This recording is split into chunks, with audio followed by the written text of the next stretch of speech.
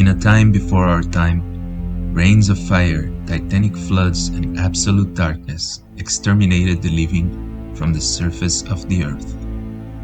All that was left were the scattered, petrified remains of those who once roamed the planet, and the real origins of humanity were fractured between theories and myths.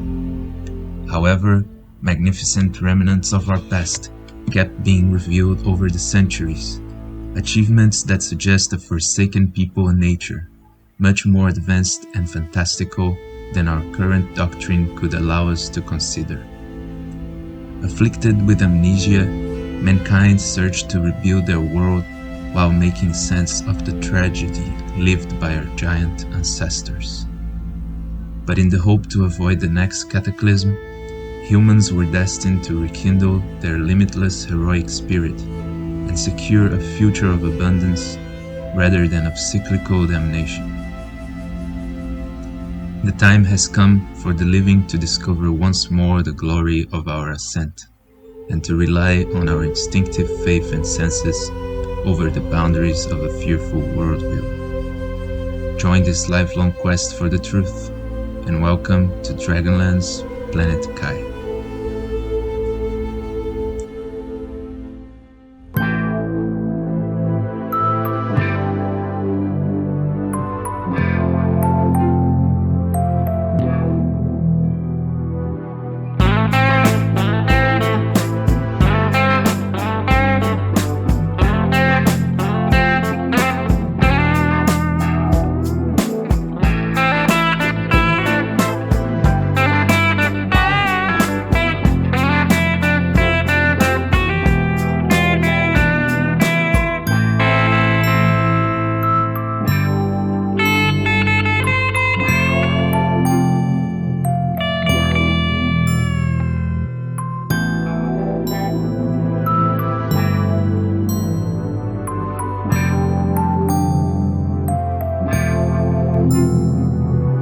Episode 1: The Dragon of St. Paul Island. Hello friends, and welcome to our first video here at Dragonscape Mudfossils. As the name of the channel suggests, we're dedicated to exploring the growing scientific field of mud fossils, that is, of perfectly preserved fossilized creatures, much alike the petrified trees already widely recognized by academia. We must take a moment to appreciate all researchers dedicated to this area of study, with special regards to Roger Spur from Mudfossil University, whose efforts to interpret and structure a body of knowledge on mud fossils has enabled several people to recognize the absolute importance of answering questions long ignored by mainstream science and media. We will take a special interest in the study of dragons, creatures still thought by most to be only a myth, in hopes to present substantial evidence that suggests otherwise. This channel is an independent initiative to help uncover the truth about our world. Therefore, we will simply present visual studies and analysis of findings easily visible on the landscape, since we lack the resources at the moment to dive into deeper technological investigations. We remain open, however, to collaborate with like-minded people that also cannot wait to advance our knowledge on the origins and the demise of giant and titanic creatures that once inhabited this realm. So without further ado, let's travel to our first location, where we will reveal our finding at St. Paul Island, Alaska. So here we have the full island on display. At first glance, it is not that obvious to spot the dragon partially visible, so let's zoom a little closer.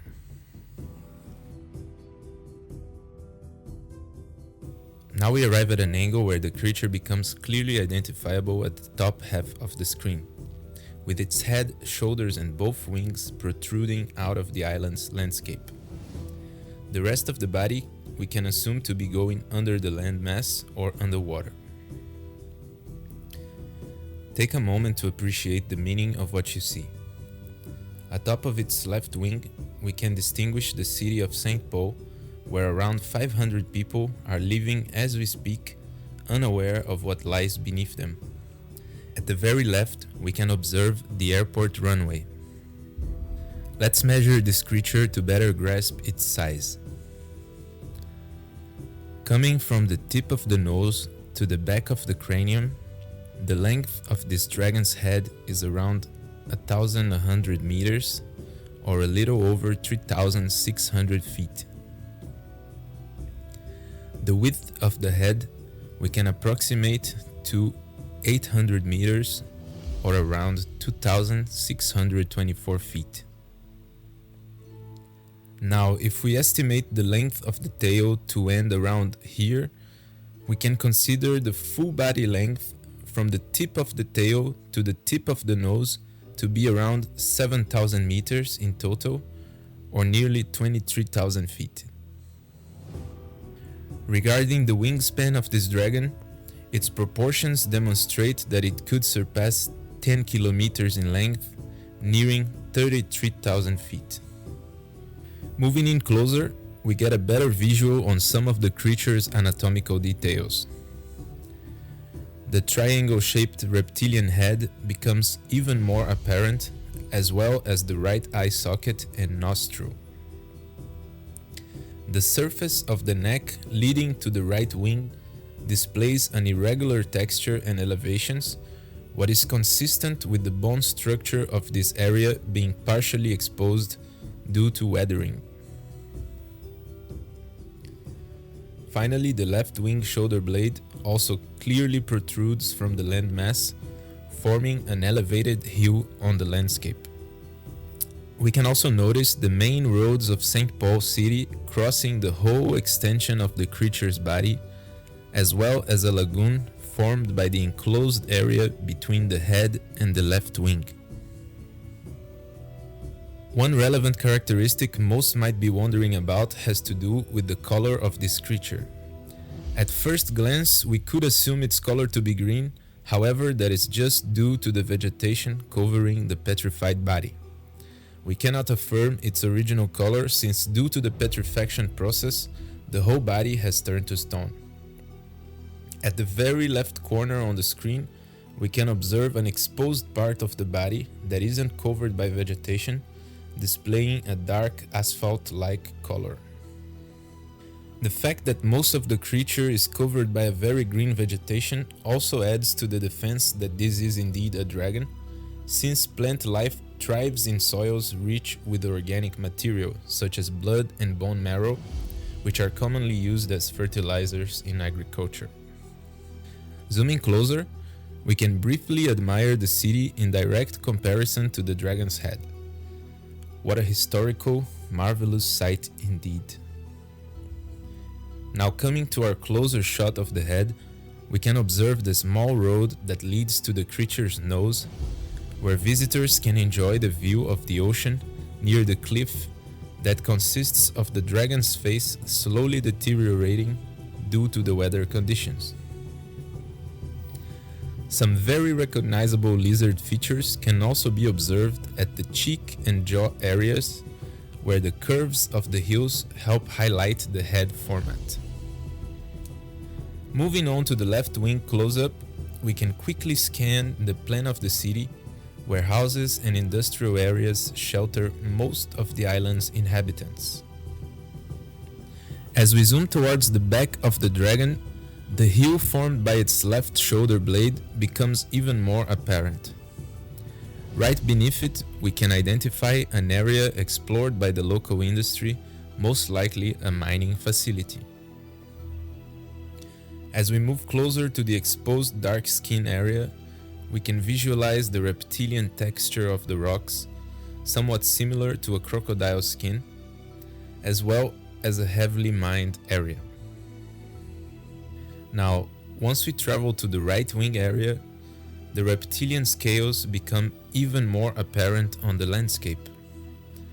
The more we hover around, the more the pattern resembles a close-up of a lizard's skin, instead of a natural land formation. What sort of weathering could possibly explain these irregular, yet orderly triangular and round shapes all over the island?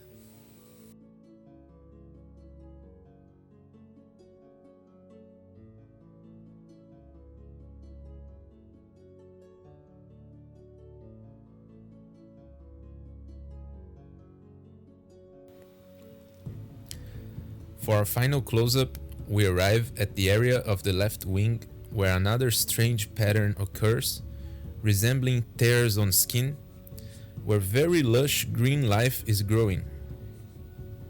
This characteristic once more corroborates the biology of this titanic creature, since areas rich with exposed organic material constitute a vegetation's paradise.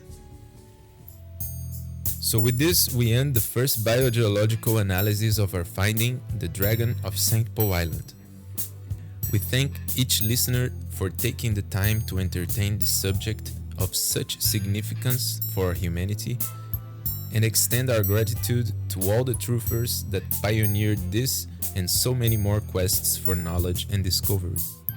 A vast array of questions still linger for all of us to respond to, such as: did all of these titanic beings die at one catastrophic event, such as the biblical deluge, or could there still exist alive specimens of such monstrosity? Where would creatures of this size live and hunt if our Earth is the size we currently believe in? Or could it be that our science is wrong about the true proportions of our world? Plus, if dragons of this size once lived, what other beings of the same proportions existed? Could there have been humans the size of mountains and beyond? And is it really possible that our authorities are unaware of these discoveries, so easily observable on Google Earth? Or are they actually acting in a constant effort to hide this truth from humanity? Finally, if the world is actually big enough to shelter entire species of titanic sizes, could our belief in scarcity and lack of resources be a lie? Could the abundance promised by the gods of all different religions await just beyond our self-imposed, confined existence? Find out more on the next episodes of Dragonlands Planet Kai, here at the Dragonscape Mudfossils channel. And please don't forget to like and subscribe so we can share this discovery with everyone interested and hopefully gather more answers and questions. Also, check the video description for a link to Roger Spur's Mudfossil University channel, as well as his articles on mud fossils for those wanting a more scientific approach. We wish you a whole lot of fun in this journey of discovery, just as we have had since we started waking up to what this world really is. We'll keep sharing our findings, but we invite the curious mind to go explore on their own. Chances are you'll bump into some creatures too. From our experience, it is not an exaggeration to say most of our known lands are covered by giant fossils of varying sizes. When it comes to dragons, check for easily identifiable characteristics such as the head and wings, and bear in mind the positions assumed by dead reptiles or birds who have similar anatomies. A pro tip shared by Roger that helped us identify many specimens is that strangely colored swampy areas usually indicate a richness of biological material, possibly the decaying body fluids or the acid poison released by their mouths. On that, check Roger's finding on the Dragon of Morocco. Also, once you locate the head and you want to be sure by finding the creature's eyes, search for lakes and rivers or even salt mines near where the ice should be, and they likely originate from the tear ducts of the Titan.